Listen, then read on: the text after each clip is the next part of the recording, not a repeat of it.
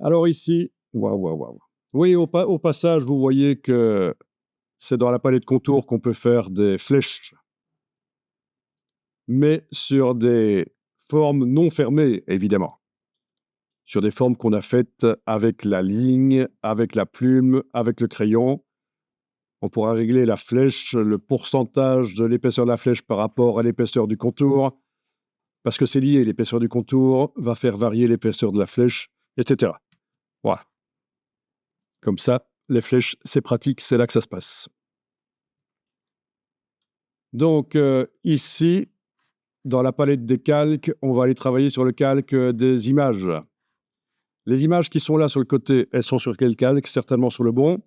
Donc, palette des calques, on va aller verrouiller le calque texte principal et déverrouiller le calque image qui habille. Si j'enlève l'œil en face, je vois que les images, en effet, qui habillent sont là-dessus. Bien. Oui. On va faire un nouveau calque parce qu'en fait, ce qu'on va faire, ce n'est pas des images qui habillent. Au final, ce seront des images ancrées. Donc, verrouiller tous les calques et créer un nouveau calque. Donc, ce n'est pas des images qui vont se placer par-dessus le texte pour le pousser. C'est des images qui vont être entre deux paragraphes dans le flux du texte. Donc, je crée un nouveau calque et je vais l'appeler image ancrée. C'est écrit comme ça, comme une encre de navire, parce qu'elles vont être dans le texte, attachées dans le texte. Ok. À ne pas confondre avec un autre système dans InDesign qui s'appelle les objets ancrés. C'est encore autre chose. Ça, c'est quand on veut mettre des images sur le bord du texte pour faire des catalogues d'exposition ou des choses comme ça.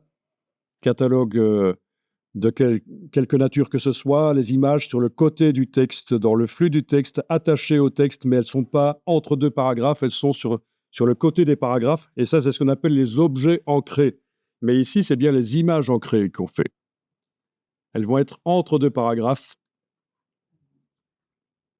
Donc, vous avez le calque image ancrée et c'est le seul qui n'est pas verrouillé.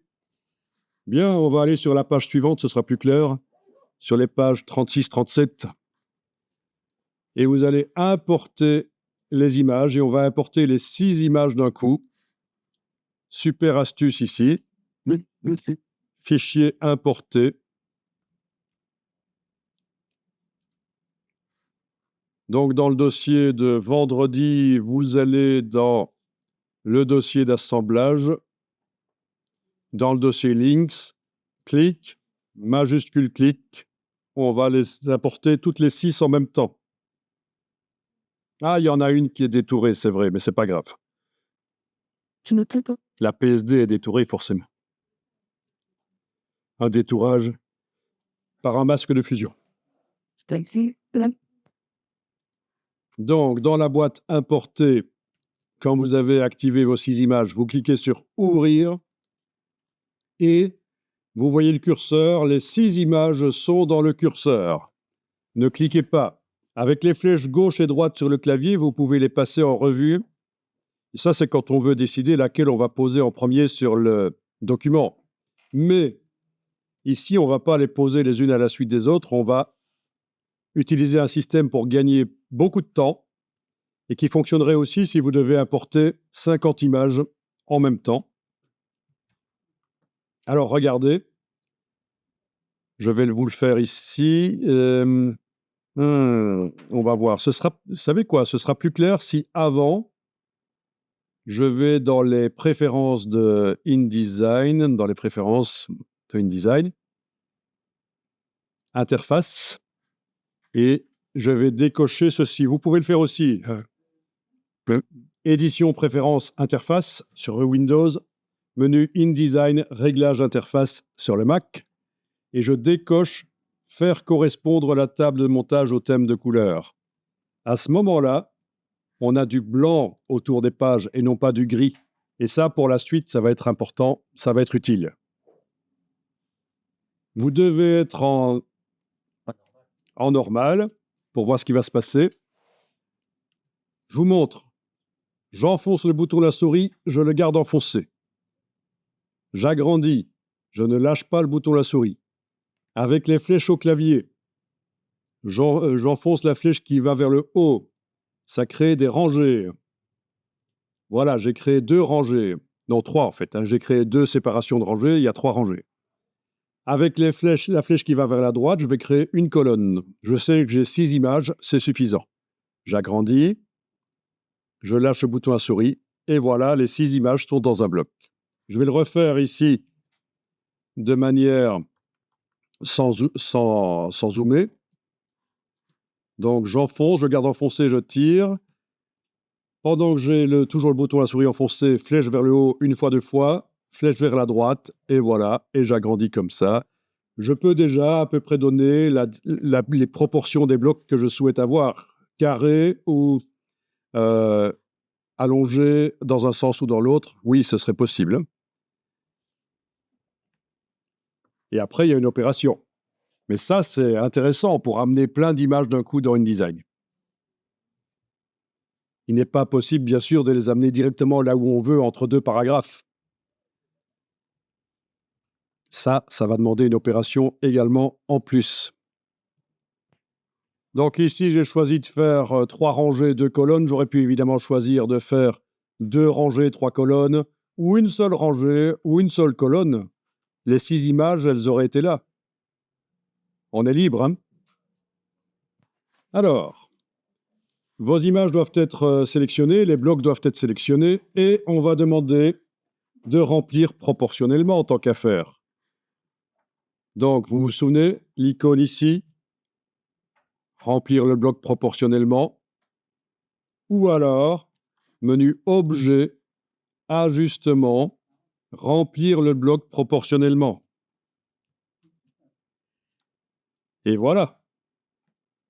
Après, il y a des ajustements à faire, repositionner l'image, éventuellement la redimensionner. Ça, on va faire. Hein. Oui, parce qu'ici, par exemple, le cheval, il n'est pas vu en entier et je vois du décor inutile là. On va voir, on va tester ça. Laissez les images comme ça pour l'instant. On va ajuster après.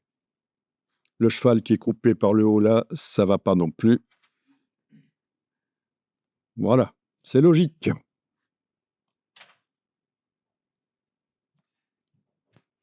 Ah oui, si vous n'êtes pas content de votre proportion de blocs, il y a une astuce. On les sélectionne. Donc là, pour les sélectionner, je prends la flèche noire et j'englobe, ne fût-ce que partiellement, les blocs. Ils sont sélectionnés tous les 6. Avant de faire ça, je vais peut-être enregistrer le document comme ça. On garde la version avec les blocs comme ça. Voilà. Et donc, regardez, open your eyes, ouvre tes ouilles.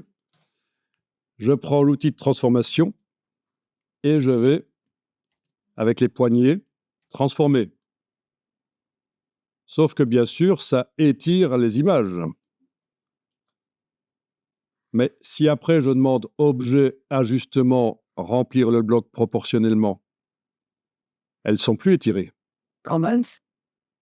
Non, c'est le cas. Ah, ben regardez, je vais les agrandir encore beaucoup avec l'outil de transformation. OK. Objet, ajustement, remplir le bloc proportionnellement. Ah, elles ne sont pas étirées. Hein. Voilà. Bon, là, c'est un peu excessif pour la suite. On va quand même se calmer. Voilà.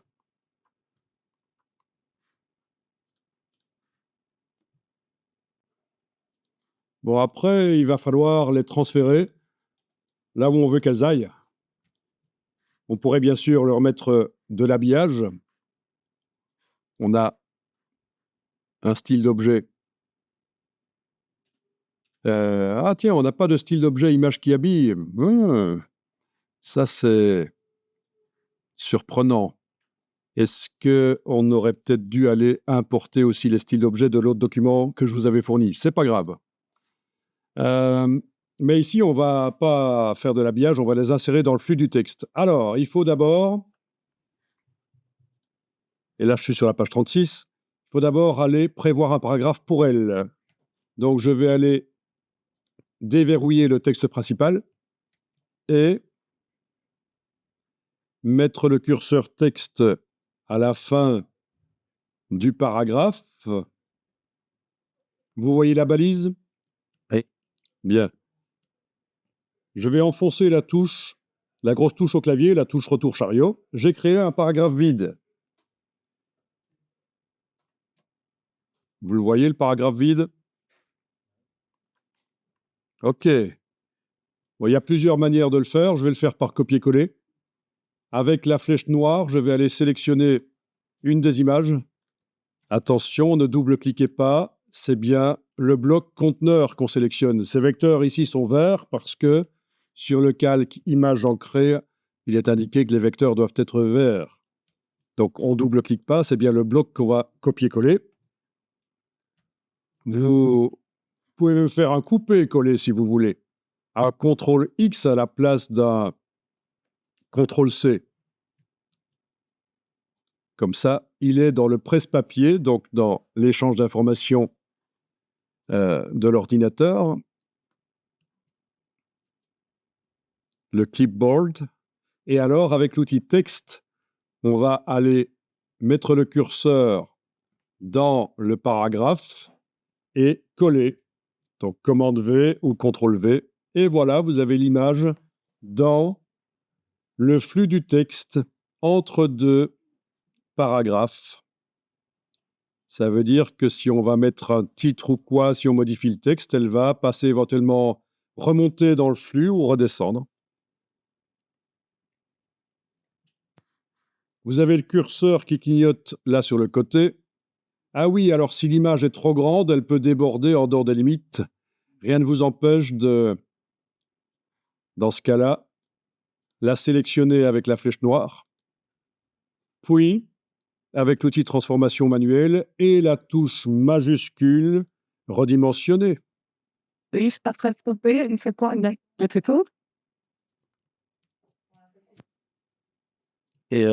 moi, j'avais essayé de coller les... Donc voilà, en cas d'image trop grande, outil de transformation avec la touche Shift pour que les proportions soient gardées, et voilà. Ici, vous avez... Attendez un peu, quand on double-clique...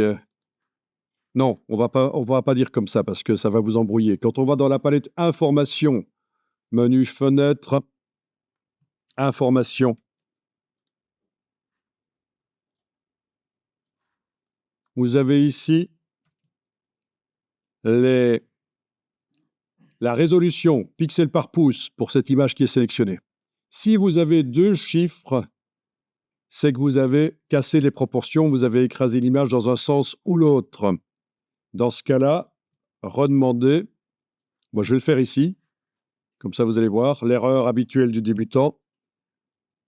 Parce que, voilà, on utilise l'outil de transformation manuelle pour redimensionner donc le bloc avec la touche Shift. Sauf qu'on lâche en même temps le bouton de la souris et la touche Shift. Et alors, on a une image qui est écrasée dans un sens ou l'autre. Donc, la touche Shift, il faut la lâcher après le bouton de la souris. Et donc, quand je regarde dans la palette, avec la flèche noire activée dans la palette des outils, quand je regarde dans la palette information, je vois que j'ai, voilà, ici, deux résolutions pour l'image. Ça, c'est typique quand on a cassé les proportions. Donc, dans ce cas-là, objet, ajustement, remplir le bloc proportionnellement, ça règle le problème. Évidemment. On a deux résolutions qui sont indiquées.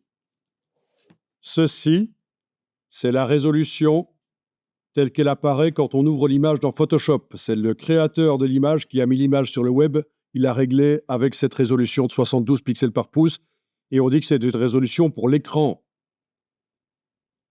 Il ne faut pas vous en occuper. Il y a plein de gens qui cherchent des images sur le web et quand ils voient que c'est du 72 pixels par pouce, ils se disent « Ah, c'est pas imprimable ». Pas du tout.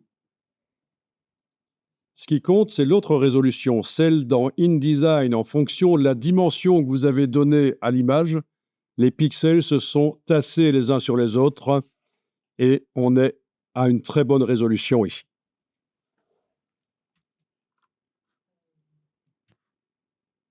Ici, je vais vous démontrer un peu mieux ce que j'explique. Je vais faire un clic droit. Vous pouvez essayer aussi. Clic droit, modifier avec.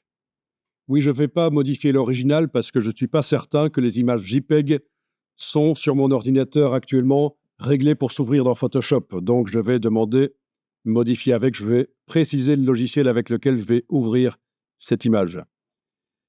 Voilà, Photoshop 2024, oui.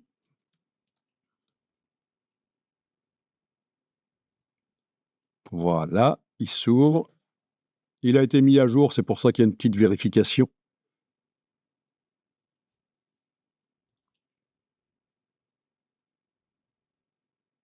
Voilà. Et donc, cette image, dans Photoshop, OK, on va faire comme ça. Si je vais dans le menu Images, taille de l'image dans Photoshop, je vois, ma boîte était très grande d'avant, je vais la faire plus petite, voilà. Vous l'avez certainement comme ça. Je vois la définition de l'image. 1275 sur 1920, ici, c'est le nombre de pixels. On avait demandé minimum 1000 sur 1000 quand on avait fait la recherche. C'est pas terrible, mais bon. Ça fait à peu près une image de 2 mégapixels. Vous comparez ça avec vos images de vos smartphones qui font peut-être du 8 ou du 16 mégapixels, vous voyez à peu près. Mégapixels, c'est millions de pixels. Donc, quand je multiplie à peu près 1000 fois 2000, j'obtiens 2 millions, quoi. C'est pour ça que je dis que c'est une image de 2 mégapixels. Ce qui m'intéresse ici, c'est la résolution. Vous voyez, elle est à 72. Et ce qui me fait, avec cette densité de pixels sur une distance de 2,54 cm sur le papier, ça me fait en centimètres une image de 44 sur 67. Mais dans la mise en page, et là je clique sur Annuler et je retourne dans InDesign, pour passer d'un logiciel à l'autre sur Windows, Alt Tabulation, c'est ça? Ah si, hein? C'est facile. Alt Tabulation, c'est le gestionnaire de logiciels. Enfin, je veux dire, pour passer de l'un à l'autre. Sur Mac, c'est commande tabulation. C'est quand même très pratique. Plutôt que de cliquer chaque fois sur l'icône du logiciel. OK, je suis dans InDesign. Et évidemment, cette image ici, je l'ai mise à une dimension beaucoup moins grande. La dimension du bloc, là, qui montre l'image en grand. 6 cm sur 11.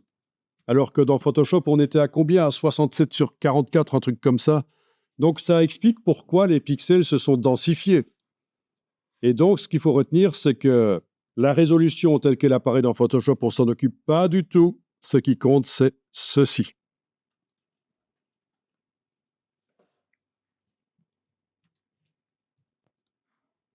Donc, vous avez collé l'image sur un paragraphe. On va mettre le curseur texte à côté. Alors oui, si l'image occupe toute la largeur de la colonne, ça va être difficile d'aller mettre le curseur texte sur le paragraphe, donc qui clignote là. Donc, ce qu'il faudra faire dans ce cas-là, mais ce n'est pas le cas ici, mais je vous explique, si l'image faisait toute la largeur de la colonne, je devrais mettre le curseur à la fin du paragraphe précédent et appuyer sur la flèche vers la droite pour faire descendre le curseur, bien sûr, dans le paragraphe. Ou alors, au début du paragraphe qui suit, le curseur, et appuyer sur la flèche qui va vers la gauche, la flèche du clavier, bien sûr. Et là, j'amène le curseur sur le paragraphe. Mais donc ici, il n'y avait pas de problème, elle n'est pas trop large, on savait juste cliquer sur le côté là et le curseur est bien sur le paragraphe. On est en train de modifier ce paragraphe-là. Donc c'est ce qui est particulier dans le cas d'une image. Vous avez à la fois les paramètres sur l'image, il pourrait y avoir un style d'objet pour l'image, et vous avez les paramètres pour le paragraphe. Donc là, on modifie les paramètres pour le paragraphe. On va aller voir dans la palette style de paragraphe ce qu'on a. Menu texte, style de paragraphe. On avait importé dans ce document des paragraphes d'un autre document. Et parmi, des styles de paragraphe, en fait. Et parmi tous les styles, il y en a un qui s'appelle image ancrée dans body text. On va voir à quoi il ressemble. Vous l'appliquez. Donc, c'est juste quelque chose qui fait du centrage.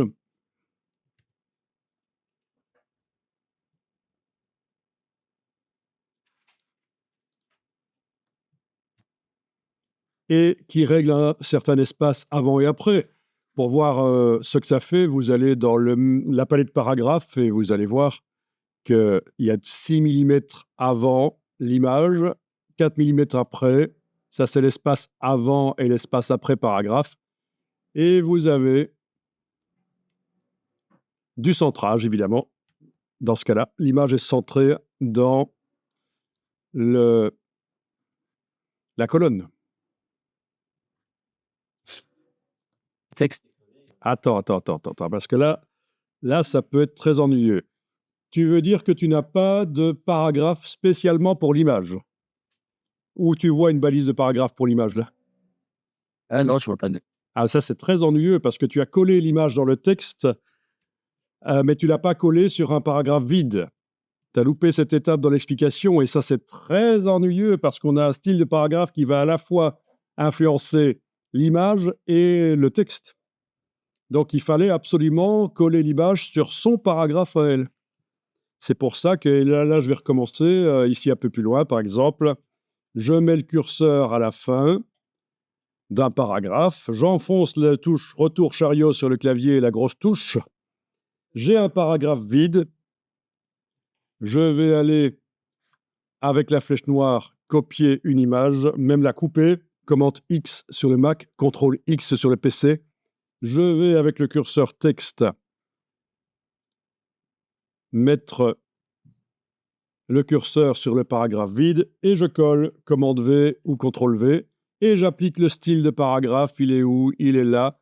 On peut attribuer des raccourcis au style. Hein. On ne l'a pas dit, on ne l'a pas fait, il n'y en a pas ici, mais des raccourcis, ça marche aussi. Raccourci clavier, c'est dans les réglages du style. Voilà, quoi qu'il en soit, voilà, on a 2 images maintenant. Donc, pour bien comprendre comment ça marche, ceux qui ont le temps, vous pouvez mettre un titre de 2e niveau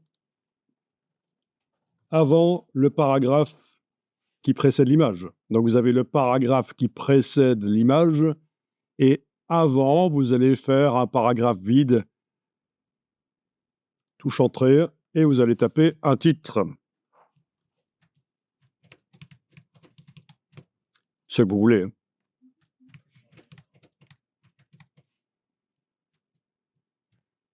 Voilà, sur un paragraphe vide que j'ai créé comme si j'allais mettre une image, mais sauf que j'ai tapé du texte.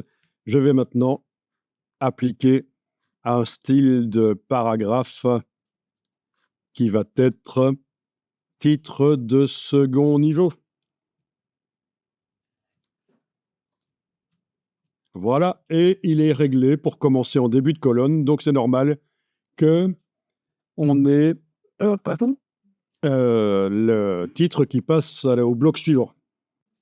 Donc, ceux qui ont appliqué à un paragraphe le style titre de 2e niveau et ça n'est pas passé à la colonne suivante, êtes-vous certain que vous avez bien travaillé sur un paragraphe seul? Il y a bien la balise fin de paragraphe.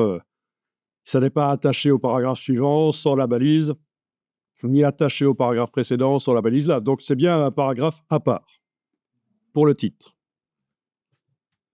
Donc, vous allez faire ceci dans le menu de la palette paragraphe. Et là, je m'adresse à ceux qui... chez qui ça n'est pas passé à la colonne suivante. Vous allez dans le menu texte paragraphe, oui, il est là. Vous allez modifier ici les options d'enchaînement et vous allez dire que ce paragraphe doit toujours commencer en début de colonne suivante. OK. Là, normalement, il va à la colonne suivante.